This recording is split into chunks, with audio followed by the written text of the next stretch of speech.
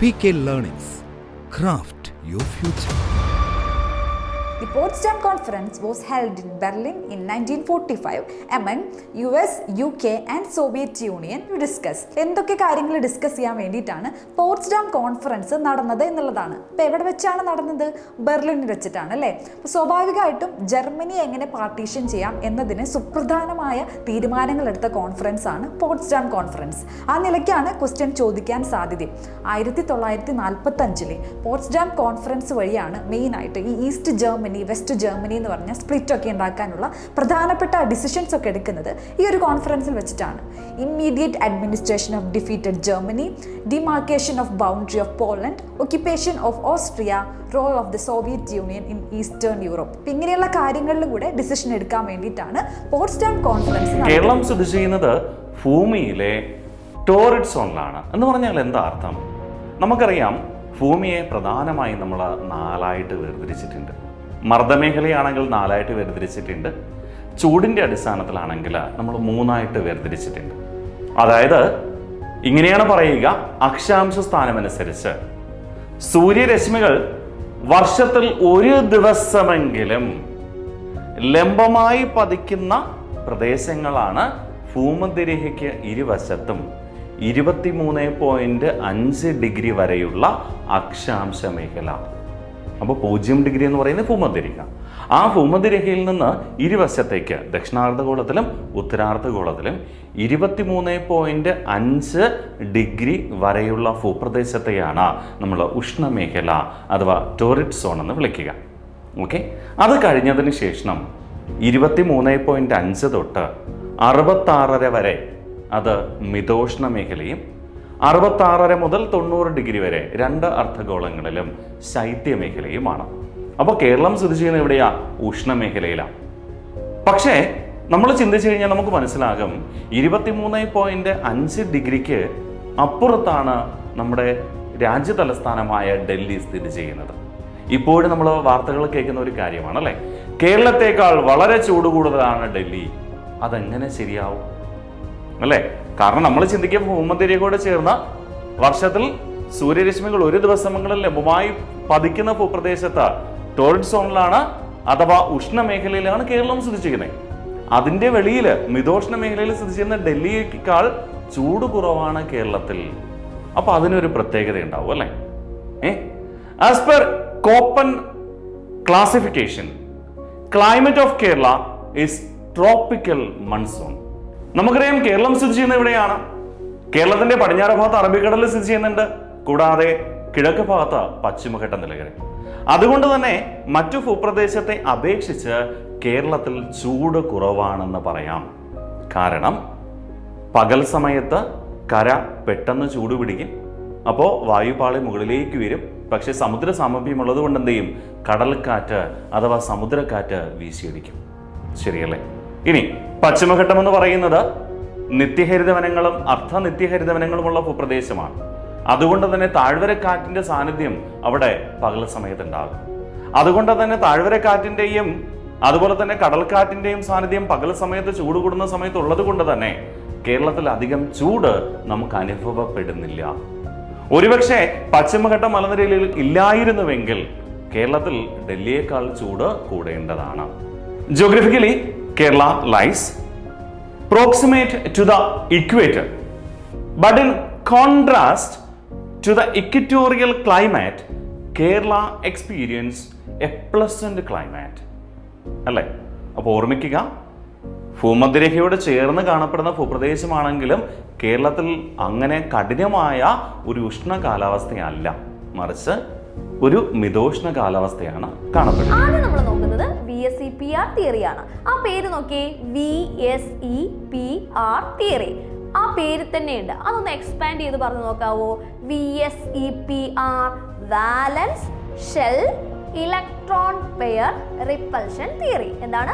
വാലൻസ് shell electron pair repulsion theory. ഇതാണ് valence shell electron pair repulsion theory അഥവാ VSEPR theory. ഈ VSEPR theory മുന്നോട്ട് വെച്ചത് പ്രസിദ്ധരായ 2 സയന്റിസ്റ്റുകളാണ്, സിഡ്ഗ്വിക്കും പവലുമാണ് ഈ VSEPR തിയറി എന്ന് പറയുന്ന ഒരു ബോണ്ട് ഫോർമേഷൻ തിയറി മുന്നോട്ട് വെച്ചത്. പക്ഷേ ഇത് അത്ര കണ്ട് അവർക്ക് അങ്ങോട്ട് എക്സ്പ്ലെയിൻ ചെയ്യാൻ പറ്റിയില്ല. അപ്പോൾ അതിൽ കുറച്ചുകൂടെ റെനോവേഷൻ എല്ലാം നടത്തി കുറച്ചുകൂടെ ഒന്ന് ഡെവലപ്പ് ചെയ്ത് ഒന്ന് റീഡിഫൈൻ ചെയ്ത ആൾക്കാരാണ് നൈഹോമും ഗില്ലസ്പിയും. അപ്പം 2 സെറ്റ് ആൾക്കാരെ നമ്മൾ പഠിച്ചു. ഒന്നാമത്തെ ആളാരാ? ഇത് കൊണ്ടുവന്ന ആളാരാ? സിഡ്ഗ്വിക്കും പൗലുമാണ് എന്ത് തിയറി കൊണ്ടുവന്നത്? VSEPR തിയറി കൊണ്ടുവന്നത്. റീഡിഫൈൻ ചെയ്തത് നൈഹോമും ഗില്ലസ്പിയും ആണ്. ഓക്കെ, ആരൊക്കെയാണ്? നൈഹോമും ഗില്ലസ്പിയും. അപ്പൊ മുന്നോട്ട് വെച്ചത് സിഡ്ഗ്വിക്കും പവലും. അതിനെ ഒന്ന് റീഡിഫൈൻ ചെയ്ത് കുറച്ചുകൂടെ ഒന്ന് വ്യക്തമാക്കി നമുക്ക് മുമ്പോട്ട് കൊണ്ടുവന്നത് ആരാണ്? നൈഹോം ആൻഡ് ഗില്ലസ്പി എന്ന് പറയുന്ന 2 സയൻറ്റിസ്റ്റുമാരാണ്. ഇനി എന്താണ് VSEPR തിയറിയിൽ പറയുന്നത്? ഒരു ചെറിയ കാര്യം മാത്രമേ ഉള്ളൂ. കാര്യം ഇതാണ്, ഒരു മോളിക്യൂളിന്റെ ഷേപ്പ് ഡിറ്റർമൈൻ ചെയ്യുന്നത് എന്താണ്? എന്ത് സംഗതിയാണ് ഒരു മോളിക്യൂളിന്റെ ജിയോമെട്രി അഥവാ ഷേപ്പിനെ ഡിറ്റർമൈൻ ചെയ്യുന്നത്? അതാ ഹെഡിങ് തന്നെയാണ്. എന്താണ്? വാലൻസ് ഷെല്ലിലെ ഇലക്ട്രോൺ പെയറുകളുടെ റിപ്പൾഷൻ ആണ് ഒരു മോളിക്യൂളിന്റെ ഷേപ്പിനെ ഡിറ്റർമൈൻ ചെയ്യുന്നത്. VSEPR തിയറി കൊണ്ടുവന്നത് ആരാണ്? സിഡ്ഗ്വിക്കും പൗലുമാണ് VSEPR തിയറി മുന്നോട്ട് വെച്ചത്. അതിനെ കുറച്ച് റീഡിഫൈൻ ചെയ്ത് ഡെവലപ്പ് ചെയ്ത് കുറച്ച് സിദ്ധാന്തങ്ങൾ കൂടി ആവിഷ്കരിച്ചത് നൈഹോം ആൻഡ് ഗില്ലസ്പി ആണ്. ഇനി എന്താണ് VSEPR തിയറി പറയുന്നത്? ഒരു മോളിക്യൂളിന്റെ ഷേപ്പ്, ഒരു മോളിക്യൂളിന് ഇന്ന ഷേപ്പ് എങ്ങനെ വന്നു? Tetrahedral, octahedral, square planar, Ben shape, angular shape, ഇങ്ങനെയൊക്കെ നമ്മൾ പറയുന്ന ഈ ഷേപ്പുകൾ എങ്ങനെ വന്നു എന്നാണ് നമ്മുടെ VSEPR തിയറി പറയുന്നത്. അപ്പൊ ഈ VSEPR തിയറി പ്രകാരം ആ സാധനത്തിന്റെ ഡെഫിനിഷൻ ആ പേരിൽ തന്നെയുണ്ട്. ഒരു മോളിക്യൂളിന്റെ ഷേപ്പിനെ നിർണ്ണയിക്കുന്നത് അതിനുള്ളിലെ വാലൻസ് ഷെല്ലിനകത്ത് അടങ്ങിയിരിക്കുന്ന ഇലക്ട്രോൺ പെയറുകളുടെ റിപ്പൾഷൻ ആണ് ഒരു മോളിക്യൂളിന്റെ ഷേപ്പിനെ നിർണ്ണയിക്കുന്നത്. അപ്പോൾ ഒരു മോളിക്യൂളിന്റെ ഷേപ്പിനെ നിർണ്ണയിക്കുന്നത് ആരാണ്? വാലൻസ് ഷെൽ, അതായത് ഔട്ടർ മോസ്റ്റ് ഷെല്ലിലുള്ള ഇലക്ട്രോൺ പെയറുകളുടെ റിപ്പൾഷൻ ആണ് ഒരു മോളിക്യൂളിന്റെ ഷേപ്പ് നിർണ്ണയിക്കുന്നത്. റിപ്പൾഷൻ കൂടിയാൽ ഇവന്മാർ അടുത്തടുത്തിരിക്കത്തില്ലല്ലോ. ഇവന്മാർ എന്ത് ചെയ്യും? മാക്സിമം അകലും. അട്രാക്ഷൻ ആണെങ്കിൽ മാത്രമേ ഇവന്മാർ അടുത്തടുത്തിരിക്കത്തുള്ളൂ. റിപ്പൾഷൻ ആണെങ്കിൽ എന്ത് ചെയ്യും? ദൂരെ മാറി, ഇവിടെ നീക്കി, ഞാൻ നീയോട്ട് യാതൊരു ബന്ധവുമില്ല എന്ന് പറഞ്ഞ് എന്ത് ചെയ്യും? ഇവന്മാരങ്ങ് പിണങ്ങി മാറിയിരിക്കും. ആരാണ് ഇവന്മാരാണ് നമ്മുടെ ഇലക്ട്രോൺ പെയർസ്. എവിടെയുള്ള ഇലക്ട്രോൺ പെയർസ്? വാലൻസ് ഷെല്ലിൽ, ഔട്ടർ മോസ്റ്റ് ഷെല്ലിൽ അടങ്ങിയിരിക്കുന്ന ഇലക്ട്രോൺ പെയർസിന്റെ റിപ്പൾഷൻ കാരണം എന്ത്? മോളിക്യൂൾസിന് എന്ത് കിട്ടുന്നു? പല പല ഷേപ്പ് കിട്ടുന്നു. ഈ തിയറി ആണ് ഏതെന്ന് പറയുന്നത്? VSEPR theory. അപ്പൊ VSEPR തിയറി ആ ഒരൊറ്റ ഫുൾ ഫോം അങ്ങ് പഠിച്ചോണ്ടാ മതി. Valence shell electron pair repulsion theory. Valence shell electron pair repulsion theory മുന്നോട്ട് വെച്ചത് ആരാണ്? സിഡ്ഗ്വിക്കും പവൽ ആണ് ഇത് മുന്നോട്ട് വെച്ചത്. Sidgwick and Powell. ഇനി അതിനെ റീഡിഫൈൻ ചെയ്ത് ഡെവലപ്പ് ചെയ്തത് ആരാണ്? നൈഹോം ആൻഡ് ഗില്ലസ്പി. ഇനി തിയറി എന്താ പറയുന്നേ? It states that shape of the molecule is determined by the repulsion between electron pairs present in the valence shell. Valence ഷെല്ലിലെ ഇലക്ട്രോൺ പെയർസിന്റെ റിപ്പൾഷൻ കാരണം ആണ് ഒരു മോളിക്യൂളിന് ക്യാരക്ടറിസ്റ്റിക് ആയിട്ടുള്ള ഷേപ്പുകൾ കിട്ടുന്നത്. സ്നേഹമാണ് അഖില സാരമൂഴിയിൽ സ്നേഹസാരമിക സത്യമേകമാം. ഒന്നുകൂടെ, സ്നേഹമാണ് അഖില സാരമൂഴിയിൽ സ്നേഹസാരമിക സത്യമേകമാം. ഓർത്തു വെക്കുക, ഈ ലോകത്തിന്റെ ആത്മാവ് എന്ന് പറയുന്നത് തന്നെ സ്നേഹമാണ് എന്നും സ്നേഹമാണ് ഈ ലോകത്തെ തന്നെ പിടിച്ചു നിർത്തുന്നത് എന്നും ഇവിടെ സ്നേഹഗായകനായ ഒരു കവി പറഞ്ഞു വെക്കുന്നുണ്ട്. അത് മറ്റാരുമല്ല, കുമാരനാശാനാണ്. കൃതി ഏതാണ്? നളിനിയാണ്. ഇനി ഈ ഒരു ഭാഗവുമായി ബന്ധപ്പെട്ട് പഠിക്കേണ്ട സമയത്ത് ഒരു കാര്യം ഞാൻ ഓർമ്മിപ്പിക്കാൻ ആഗ്രഹിക്കുന്നത്, നമുക്കറിയാം PSC ചോദിക്കാറുണ്ട്, നളിനി എന്ന ഖണ്ഡകാവ്യം എഴുതിയതാര്? അത് കുമാരനാശാനാണ്. നളിനിയിലെ കഥാപാത്രങ്ങൾ ആരൊക്കെയാണ്? മക്കളെ ഓർത്തു വെക്കുക, നളിനിയിലെ കഥാപാത്രങ്ങൾ നളിനിയും ദിവാകരനുമാണ്. ആരൊക്കെയാണ് കഥാപാത്രങ്ങൾ? നളിനിയും ദിവാകരനും. നമുക്കറിയാം സ്കൂൾ പാഠപുസ്തകത്തിലൊക്കെ നളിനിയെക്കുറിച്ചും ദിവാകരനെ കുറിച്ചും ഒക്കെ പഠിക്കാനുണ്ട്. പ്രത്യേകിച്ച് കഴിഞ്ഞൊരു 3ഓളം പാഠപുസ്തകങ്ങൾ മാറി വന്നപ്പോൾ അതിലെല്ലാത്തിലും എന്താണ് നമ്മുടെ വിദ്യാഭ്യാസ വകുപ്പ് ശ്രദ്ധയോടുകൂടെ തന്നെ നളിനി അതിൻ്റെ അകത്ത് ഉൾപ്പെടുത്തുവാനായിട്ട് ശ്രമിച്ചിട്ടുണ്ട്. പ്രത്യേകിച്ച് ഇപ്പോൾ ഇതിൽ ഡിഗ്രിയൊക്കെ പഠിച്ചു വന്ന കുട്ടികളും ഇപ്പോൾ സ്കൂൾ ക്ലാസ്സുകളൊക്കെ കഴിഞ്ഞ കുട്ടികൾക്കറിയാം, അവർ ലക്ഷ്മണ സാന്ത്വനം എന്നൊരു പാഠഭാഗമാണ് സ്കൂളിൽ പഠിക്കുന്നത്. വത്സസൗമിത്രേ കുമാരാന്ന് കേൾക്കണം, മത്സരാദ്യം വേണ്ടി എന്നുടെ വാക്കുകൾ, അല്ലെ? ആ ലക്ഷ്മണ സാന്ത്വനം അത് പഠിക്കുന്ന പുസ്തകത്തിനകത്ത് പ്രിയദർശനം എന്നൊരു പാഠമുണ്ട്. അത് നളിനിയിലെ ഒരു ഭാഗമാണ് പറയുന്നത്. ഓക്കെ, അപ്പോൾ ഇവിടെ ഓർക്കേണ്ട കാര്യം എന്താണ്? ഇവിടെ വരി എന്താണ്? സ്നേഹമാണ് അഖിലസാരമൊഴിയിൽ സ്നേഹസാരമിക സത്യമേകമാം എന്നാണ്. അപ്പോൾ സ്നേഹത്തിന്റെ അന്തസ്സത്തെക്കുറിച്ചും സ്നേഹത്തിന്റെ മഹത്വത്തെക്കുറിച്ചും ഒക്കെ കുമാരനാശൻ നളിനിയിലൂടെ പറയുന്നു. കഥാപാത്രങ്ങൾ ഓർത്തു വയ്ക്കുക, നളിനിയും ദിവാകരനും. ഇനി അവിടെ ഒരു ചോദ്യം കൂടെ പറയാൻ ആഗ്രഹിക്കുന്നത് ഇങ്ങനെയാണ്: കുമാരനാശാന്റെ നളിനിയെ അറിയപ്പെടുന്ന മറ്റൊരു പേരെന്താണ്? കുമാരനാശാന്റെ നളിനി എന്ന ഖണ്ഡകാവ്യത്തെ അറിയപ്പെടുന്ന മറ്റൊരു പേരെന്താണ്? അത് ഓർത്തു വയ്ക്കുക, ഒരു സ്നേഹമെന്നാണ്. എന്ത് പേരിൽ അറിയപ്പെടുന്നത്? ഒരു സ്നേഹമെന്നാണ്. അതായത് കുമാരനാശാന്റെ നളിനിയെ കുമാരനാശാൻ തന്നെ വിശേഷിപ്പിക്കുന്നത് എൻ്റെ ഈ കൃതിയെ ഒരു സ്നേഹമെന്നും വിളിക്കാം എന്നാണ്. കാരണം അത്രമേൽ മനോഹരമായ ഒരു കൃതിയാണത്. ഓക്കെ അല്ലെ? ഇനി അവിടെ തന്നെ ഞാൻ മറ്റൊരു ചോദ്യത്തിലേക്ക് വരികയാണ്. സ്നേഹിക്ക ഉണ്ണി നീ നിന്നെ ദ്രോഹിക്കുന്ന ജനത്തെയും. വരിയൊന്ന് നോക്കുക. സ്നേഹിക്ക ഉണ്ണി നീ നിന്നെ ദ്രോഹിക്കുന്ന ജനത്തെയും. അതായത് തന്നെ ദ്രോഹിക്കുന്നവരോട് പോലും സ്നേഹം കൊടുക്കുക, അല്ലെങ്കിൽ തന്നെ ദ്രോഹിക്കുന്നവർക്ക് പോലും സ്നേഹം കൊടുക്കുവാനായിട്ട് ഇവിടെ എന്ത് ചെയ്യുന്നുണ്ട്? ഒരു ഉപദേശം നൽകുകയാണ്. ഈ ഉപദേശം നൽകുന്നത് കുമാരനാശാനാണ്. ആരാണ് ഈ ഉപദേശം നൽകുന്നത്? കുമാരനാശാനാണ്. കൃതി ഏതാണ്? വിചിത്ര വിജയം. ഒന്ന് ആലോചിച്ച് നോക്കിയേ. അല്ലെങ്കിൽ തന്നെ ഉപദ്രവിക്കുന്നവർക്ക് പോലും, തന്നെ ദ്രോഹിക്കുന്നവർക്ക് പോലും സ്നേഹം കൊടുക്കാൻ പറഞ്ഞ ഈ മഹാത്മാവിനെ സ്നേഹഗായകൻ എന്ന് വിളിച്ചാൽ എന്തെങ്കിലും തെറ്റ് പറയാൻ പറ്റുമോ?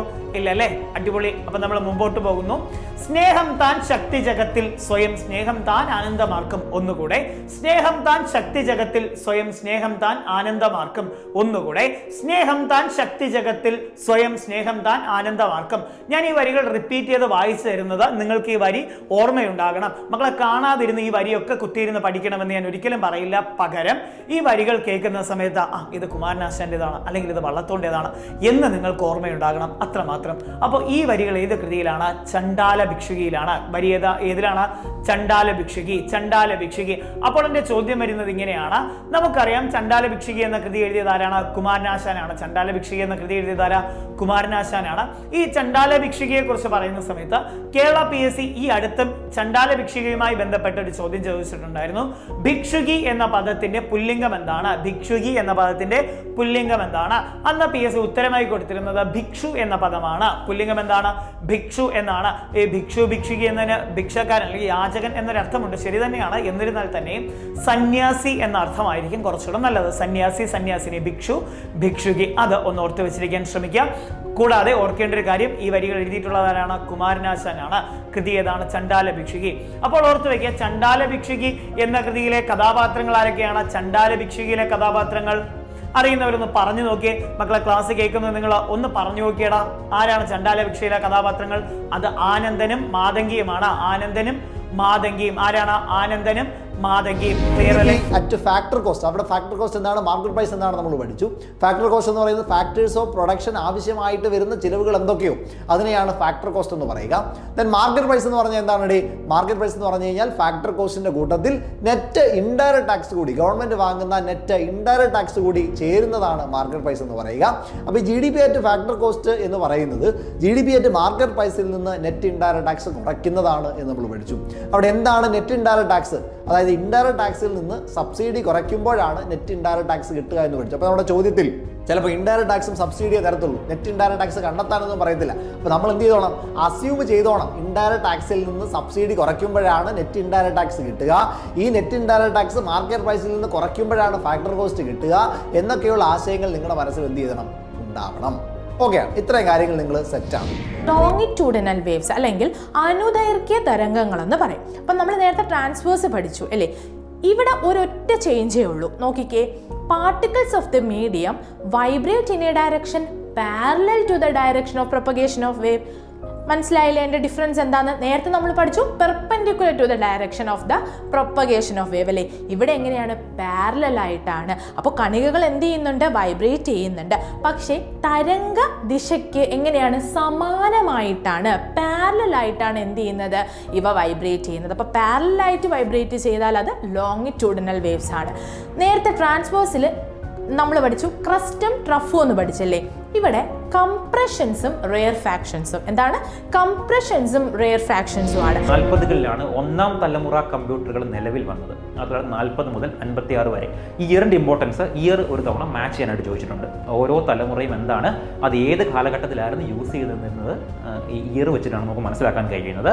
അപ്പോൾ ഈ കമ്പ്യൂട്ടറിൻ്റെ പഞ്ച് കാർഡ് സിസ്റ്റം വന്നതോട് കൂടിയായിരുന്നു കമ്പ്യൂട്ടർ ഡെവലപ്പ് ആയതെന്ന് നമ്മൾ പറഞ്ഞു. അപ്പോൾ ഈ കമ്പ്യൂട്ടർ ഡെവലപ്പ് ആയതിനു ശേഷം നമുക്കൊരു സ്വിച്ചിങ് ഡിവൈസ് വേണ്ടി വന്നു കമ്പ്യൂട്ടറിനെ പ്രവർത്തിപ്പിക്കാനായിട്ട്. അപ്പോൾ ഒന്നാം തലമുറ കമ്പ്യൂട്ടറുകളിൽ യൂസ് ചെയ്തിരുന്ന സ്വിച്ചിങ് ഡിവൈസാണ് വാക്വം ട്യൂബ്. ഇതും ഈ 1 മാർക്ക് ചോദ്യങ്ങളായിട്ട്, സിമ്പിൾ ചോദ്യങ്ങളായിട്ട് ചോദിക്കാൻ സാധ്യതയുള്ളൊരു ചോദ്യമാണ്. ഒന്നാം തലമുറ കമ്പ്യൂട്ടറുകളിലെ സ്വിച്ചിങ് ഡിവൈസ് ഏതായിരുന്നു? അപ്പോൾ വാക്വം ട്യൂബായിരുന്നു ഒന്നാം തലമുറ കമ്പ്യൂട്ടറിലെ സ്വിച്ചിങ് ഡിവൈസ് എന്ന് പറയുന്നത്. അപ്പോൾ ഈ വാക്വം ട്യൂബ് കണ്ടെത്തിയത് ആരാണെന്ന് ചോദിച്ചു കഴിഞ്ഞാൽ ജോൺ എ ഫ്ലെമിംഗ് എന്ന് പറയുന്ന സയൻറ്റിസ്റ്റാണ് ഈ വാക്വം ട്യൂബ് കണ്ടെത്തിയത്. അപ്പോൾ ഈ സ്റ്റോർഡ് പ്രോഗ്രാം, നമുക്ക് നമ്മുടെ ഡാറ്റ സ്റ്റോർ ചെയ്ത് വെക്കാൻ കഴിയുന്ന ഫീച്ചർ വന്നത് ഈ ഒന്നാം തലമുറ കമ്പ്യൂട്ടറിലായിരുന്നു. അപ്പോൾ ഈ വാക്വം ട്യൂബ് ഉപയോഗിച്ചിട്ടായിരുന്നു നമ്മൾ ഈ ഒന്നാം തലമുറ കമ്പ്യൂട്ടർ പ്രവർത്തിപ്പിച്ചിരുന്നത്. അപ്പോൾ ഈ ഫസ്റ്റ് ജനറേഷൻ കമ്പ്യൂട്ടറുകളിൽ നമ്മൾ പറഞ്ഞു പഞ്ച് കാർഡ് സിസ്റ്റം ആയിരുന്നു, അല്ലെങ്കിൽ പേപ്പർ ടേപ്പുകൾ. ഇതിൻ്റെ രണ്ടിനെയും ഫംഗ്ഷൻ ഒന്ന് തന്നെയാണ്. ഇതായിരുന്നു ഇൻപുട്ട് ഡിവൈസായിട്ട് പഞ്ച് കാർഡും മെമ്മറി സ്റ്റോറേജ് ആയിട്ട് പേപ്പർ ടേപ്പുമായിരുന്നു യൂസ് ചെയ്തിരുന്നത്. അതിൻ്റെ കൂടെ മാഗ്നറ്റിക് ഡ്രം ഒരു മെമ്മറി സ്റ്റോറേജിന് വേണ്ടിയിട്ട് യൂസ് ചെയ്യുന്നുണ്ടായിരുന്നു. അപ്പോൾ പഞ്ച് കാർഡ് ഇൻപുട്ട് ഡിവൈസായിട്ടും സ്റ്റോറേജിനും യൂസ് ചെയ്യുന്നുണ്ടായിരുന്നു. കൂടാതെ ഫർദർ മെമ്മറി സ്റ്റോറേജിനായിട്ട് നമ്മൾ മാഗ്നറ്റിക് ഡ്രമ്മും യൂസ് ചെയ്യുന്നുണ്ടായിരുന്നു. അപ്പോൾ ഇതിൻ്റെ കാലഘട്ടം ഒന്ന് ഓർത്ത് വെച്ചേക്കാം. 1940 മുതൽ 1956 വരെയാണ് ഒന്നാം തലമുറ കമ്പ്യൂട്ടറുകൾ യൂസ് ചെയ്യുന്നത്. അതിനുശേഷം മറ്റൊരു വ്യക്തി വരുന്നുണ്ട്, ഈ കഥയിലെ ഒരു ഹീറോ വരുന്നുണ്ട്. അദ്ദേഹം ഇന്ത്യയിലേക്ക് ഒരു വ്യാപാര പാത കണ്ടെത്തുകയാണ്. അങ്ങനെ അദ്ദേഹവും അദ്ദേഹത്തിന്റെ കൂട്ടാളികളും ഇന്ത്യയിലേക്ക് എത്തുന്നു, നമ്മുടെ കേരളത്തിലേക്ക് എത്തുന്നു. കേരളത്തിൽ ഇവരെത്തിയത് എവിടെയാണ് എന്ന് ചോദിച്ചാൽ കോഴിക്കോട് ജില്ലയിലാണ്. കോഴിക്കോട് ജില്ലയിലെ കാപ്പാട് കടപ്പുറത്താണ് ഇവരെത്തുന്നത്. ഇനിയും ആ ഒരു വർഷം കൂടി നോട്ട് ചെയ്ത് വെച്ചുകൊള്ളുക. 1498 മെയ് മാസം 20-നാണ് ഇവർ കേരളത്തിലേക്ക് എത്തുന്നത്. അപ്പോൾ നോട്ട് ചെയ്ത് വെച്ചോ, 1498 മെയ് മാസം 20-ന് ഇവർ കേരളത്തിലേക്ക് വരുന്നു. ഇനിയും ഈ ഒരു വ്യക്തിയുടെ പേര്, ഒരു ഹീറോ ഉണ്ട് എന്ന് ഞാൻ നിങ്ങളോട് പറഞ്ഞു.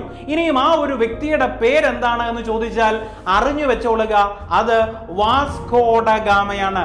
വാസ്കോ ഡ ഗാമ കടൽ മാർഗം കേരളത്തിലെത്തിയ അല്ലെങ്കിൽ ഇന്ത്യയിലെത്തിയ ആദ്യത്തെ യൂറോപ്യൻ ആര് എന്ന ചോദ്യം വരികയാണ് എങ്കിൽ അതിനുത്തരം വാസ്കോ ഡ ഗാമ എന്നുള്ളതാണ്. വാസ്കോ ഡ ഗാമ പലപ്പോഴും പരീക്ഷയ്ക്ക് ചോദ്യം വന്നിട്ടുണ്ട്, വാസ്കോ ഡ ഗാമ എന്നാണ് കേരളത്തിലേക്ക് എത്തിയത്. അപ്പൊ അതുകൂടി അറിഞ്ഞു വെച്ചോളുക.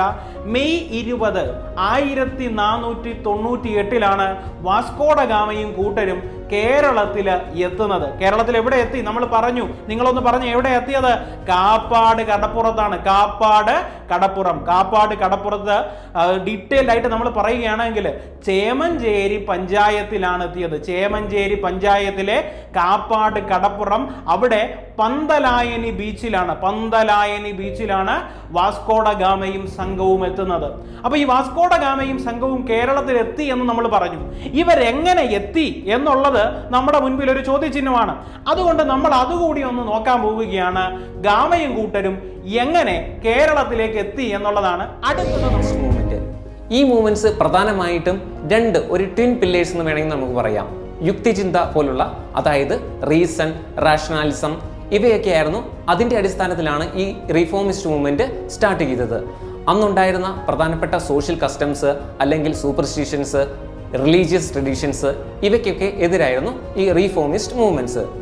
ഈ മൂവ്മെന്റ്സിൻ്റെയൊക്കെ ലീഡേഴ്സ് പ്രധാനമായിട്ടും ചെയ്തത് ഈ വെസ്റ്റേൺ ഐഡിയാസ് അഡോപ്റ്റ് ചെയ്തെങ്കിലും ബ്ലൈൻഡ് ആയിട്ട് വെസ്റ്റേൺ ഐഡിയാസ് ഫോളോ ചെയ്യാനായിട്ട് ശ്രമിച്ചില്ല. അവിടുന്നുള്ള നല്ല കാര്യങ്ങൾ, ഉദാഹരണത്തിന് വെസ്റ്റേൺ എഡ്യൂക്കേഷൻ വഴി ഇവിടുത്തെ ആചാരങ്ങളൊക്കെ തെറ്റാണെന്നുള്ള കാര്യങ്ങൾ അവർക്ക് മനസ്സിലായല്ലോ. അപ്പോൾ വെസ്റ്റേൺ ഐഡിയാസ് അഡോപ്റ്റ് ചെയ്തെങ്കിലും ഈ സൊസൈറ്റിനെ ബ്ലൈൻഡ് ആയിട്ട് ഒരു വെസ്റ്റേൺ മോഡലിലാക്കാനായിട്ട് അവർ ശ്രമിച്ചില്ല. പകരം അവർ മോഡേണൈസേഷനാണ് ശ്രമിച്ചത്, വെസ്റ്റേണൈസേഷൻ അല്ല ശ്രമിച്ചതെന്നുള്ള കാര്യം നമ്മൾ മനസ്സിലാക്കിയിരിക്കുക. ബ്രഹ്മസമാജ്, അലിഗഡ് മൂവ്മെൻ്റ് ഒക്കെ ഇതിൻ്റെ എക്സാമ്പിൾസ് ആണ്. അപ്പം 2 കാറ്റഗറി ഓഫ് മൂവ്മെൻറ്റ്സ് ഉണ്ട്, റിവൈവലിസ്റ്റ് റീഫോം മൂവ്മെൻറ്റ്സും റീഫോമിസ്റ്റ് റീഫോം മൂവ്മെൻറ്റ്സും. അപ്പം അതിൻ്റെയൊക്കെ ഏതൊക്കെ കാറ്റഗറിയിലാണ് ഏതൊക്കെ മൂവ്മെൻറ്റ്സ് വരുന്നത് എന്നുള്ളത് ജസ്റ്റ് നമ്മൾ അറിഞ്ഞിരിക്കേണ്ടതാണ്. ഹൈറാർക്കൽ ഓർഗനൈസേഷൻ എന്നാൽ എന്ത്? ശ്രേണീപരമായ സംഘാടനം. നമുക്ക് റിയൽ ലൈഫ് എക്സാമ്പിൾ എടുക്കാം. ഒരു സ്കൂളോ കോളേജോ എടുത്തോ, അവിടെ ഒരു 20 അധ്യാപകർ കാണും, അല്ലേ? 20 അധ്യാപകർ കാണും. അവരുടെ തൊട്ട് മുകളിലായിട്ട് കുറച്ച് ഹെഡ് ഓഫ് ഡിപ്പാർട്ട്മെന്റ്സ് കാണും, അല്ലേ? ഹെഡ് ഓഫ് ഡിപ്പാർട്ട്മെന്റ്സ് കാണും. അവരുടെയും തൊട്ട് മുകളിലായിട്ട് HM ആയിരിക്കും, അല്ലെ? ഹെഡ് മാസ്റ്റേഴ്സ് ആയിരിക്കും. പിന്നെ ഏറ്റവും മുകളിലായിരിക്കും പ്രിൻസിപ്പൾ വരുന്നത്.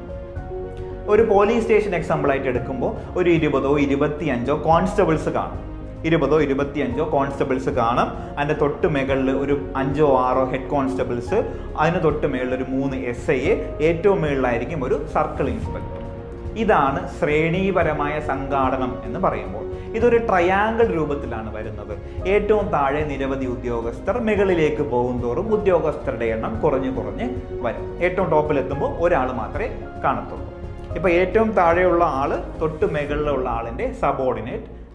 Adjectives that do not denote an exact number or order are called indefinite adjectives. നോക്കാം, example, few girls have come. അവിടെ few എന്ന് പറയുന്നത് ഒരു എക്സാക്ട് നമ്പർ കാണിക്കുന്നുണ്ടോ? ഇല്ല. ഗേൾസ് എന്ന് പറയുന്നത് noun ആണ്, അതിന് മുന്നേ കിടക്കുന്ന adjective ആണ് few. അതൊരു adjective of numbers ആണ്. അത് പക്ഷേ എക്സാക്റ്റ് ഒന്നും കാണിക്കുന്നില്ല, അതുകൊണ്ട് നമ്മൾ അതിനെ indefinite adjective എന്ന് പറയും. He has several books. അവിടെയും അത് several എന്ന് പറയുന്നത് എന്താണ്? ഒരു indefinite adjective. The space between the lens and retina is called the vitreous chamber. It is filled with a transparent gel called vitreous humor. അപ്പോൾ നമ്മുടെ ലെൻസിനും നമ്മുടെ റെറ്റിനയ്ക്കിടയിലുള്ള കണ്ണിൻ്റെ വലിയൊരു പോർഷൻ ഉണ്ട്, അവിടെ ഒരു ജെല്ല് പോലുള്ളൊരു ട്രാൻസ്പെറൻ്റ് ആയിട്ടുള്ള മെറ്റീരിയൽ ഉണ്ട്, അതാണ് നമ്മുടെ വിട്രിയസ് ഹ്യൂമർ. അതിരിക്കുന്ന ചേമ്പർ ഏതാ? Vitreous chamber. ഹോഴ്സ് റേസിംഗ് എന്തെന്ന് പറയുന്നത്? ഹോഴ്സ് റേസിംഗ് എന്ന് പറയുന്നത്. ഹോഴ്സ് റേസിംഗ് അല്ലെങ്കിൽ നമ്മൾ ഈ പറയുന്ന കുതിരപ്പന്തയം എന്നൊക്കെ നമ്മൾ പറയത്തില്ല. ജസ്റ്റ് എന്ത് ചെയ്യുക, പണ്ട് ഇവിടെ ഇന്ത്യയിൽ നമ്മൾ ഈ പറഞ്ഞ പോലെ മുഗൾ ഭരണാധികാരികൾ ഉണ്ടായിരുന്ന സമയത്ത് പ്രധാനപ്പെട്ട ഒരു മത്സരമായിരുന്നു. പക്ഷെ അത് ഹോഴ്സ് റേസിംഗ് എന്നൊന്നും അല്ലായിരുന്നു അന്ന് അറിയപ്പെട്ടിരുന്നത്. ഇപ്പോൾ എന്ത് ചെയ്യുക, നമ്മൾ ഈ പറഞ്ഞ പോലെ ജസ്റ്റ് എന്ത് ചെയ്യുക, ഒരു ഇമ്പോർട്ടൻ്റ് ആയിട്ടുള്ള ഈ വെസ്റ്റേൺ കൺട്രീസിൽ ഒരു ഇമ്പോർട്ടൻ്റ് ആയിട്ടുള്ള ഗെയിമാണ് എന്തെന്ന് പറയുന്നത് ഹോഴ്സ് റേസിംഗ് എന്ന് പറയുന്നത്. ഒന്നാമത്തെയാണ് എന്തെന്ന് പറയുന്നത് ഹോഴ്സ് റേസിംഗുമായിട്ട് ബന്ധപ്പെട്ട ഒന്നാമത്തെ വേർഡാണ് പാൻഡർ എന്ന് പറയുന്നത്. ഒന്നാമത്തെയാണ് പാൻഡർ എന്ന് പറയുന്നത്. എന്തെന്ന് പറയുന്നത്? പാൻഡർ എന്ന് പറയുന്നത് ഒന്നാമത്തെ വേർഡാണ്. എന്തെന്ന് പറയുന്നത്? പാൻഡർ. സ്പെല്ലിംഗ് എന്ത് ചെയ്യുക, ജസ്റ്റ് എഴുതിയിരിക്കുന്നതും നമ്മൾ ഈ പറഞ്ഞ ഉച്ചരിക്കുന്നതും തമ്മിൽ ഡിഫറൻസ് ഉണ്ട്. അതുകൊണ്ട് എന്ത് ചെയ്യുക, പാൻറ്റർ എന്തുമായി ബന്ധപ്പെട്ടയാണ്? പാൻഡർ എന്ന് പറയുന്നത് ഹോഴ്സ് റേസിംഗുമായി ബന്ധപ്പെട്ടയാണ്. അടുത്തയാണ് ജോക്കി. അടുത്തയാണ് എന്തെന്ന് പറയുന്നത്? ജോക്കി എന്ന് പറയുന്നത്. ജോക്കി എന്തുമായി ബന്ധപ്പെട്ടയാണ്? ഹോഴ്സ് റേസിംഗുമായി ബന്ധപ്പെട്ട വേർഡാണ്. പ്ലേസ് എന്തുമായി ബന്ധപ്പെട്ടയാണ്? ഹോഴ്സ് റേസിംഗുമായി ബന്ധപ്പെട്ടയാണ്. അപ്പോൾ പാൻറ്റർ, ജോക്കി, അതേപോലെ തന്നെ പ്ലേസ് എന്തുമായി ബന്ധപ്പെട്ടയാണ്? ഹോഴ്സ് റേസിംഗുമായി ബന്ധപ്പെട്ടാണ്. വിന്ന്, പ്രൊട്ടസ്റ്റ്. ഇനി ഈ രണ്ട് വേർഡ്സ് കൂടെ എന്തുമായി ബന്ധപ്പെട്ട് പഠിച്ചിരിക്കുക? ഹോഴ്സ് റേസിംഗുമായിട്ട്. അപ്പോൾ പാൻഡർ, ജോക്കി, പ്ലേസ്, വിന്ന്, പ്രൊട്ടസ്റ്റ്. ഹിമാലയ നിര വടക്ക് പടിഞ്ഞാറ് ഭാഗത്ത്, അതായത് കാശ്മീർ മേഖലയിൽ 400 കിലോമീറ്റർ വീതിയുള്ള ഭൂപ്രകൃതിയാണ്. എന്നാൽ വടക്ക് കിഴക്ക് ഭാഗത്ത്, അതായത് അരുണാചൽ പ്രദേശിന്റെ ഭാഗത്ത് കേവലം 150 കിലോമീറ്റർ മാത്രമാണ് വീതി വരിക. Secure Himalaya, A project launched in collaboration with the United Nations Development Program or UNDP. The central government also aims to protect the biodiversity, environment, forest and land in the Himalayas. Okay അല്ലേ? Secure Himalaya എന്ന പ്രോജക്റ്റിന് തുടക്കം കുറിച്ചത് ഐക്യരാഷ്ട്രസഭയുടെ ഏജൻസിയായ United Nations development പ്രോഗ്രാമും കേന്ദ്ര സർക്കാരും ചേർന്നാണ്. എന്തിനു വേണ്ടി? ഹിമാലയൻ നിരകളിലെ ജൈവ വൈവിധ്യ സംരക്ഷണത്തിനും കൂടാതെ ഹിമാലയൻ മലനിരകളുടെ ഭാഗമായ വന്യജീവി സംരക്ഷണത്തിന് വേണ്ടിയുള്ള പദ്ധതിയാണ് എന്ത് പേരിലറിയപ്പെടുക? സെക്യൂർ ഹിമാലയ എന്ന പേരിലറിയപ്പെടുക. ഓക്കെ അല്ലേ? ഒന്നുകൂടെ നമുക്ക് റിവിഷൻ ചെയ്യാം. ഇതുവരെ പറഞ്ഞ ഹിമാലയത്തിന്റെ അടിസ്ഥാന വസ്തുതകൾ. PK Learnings. Craft your future.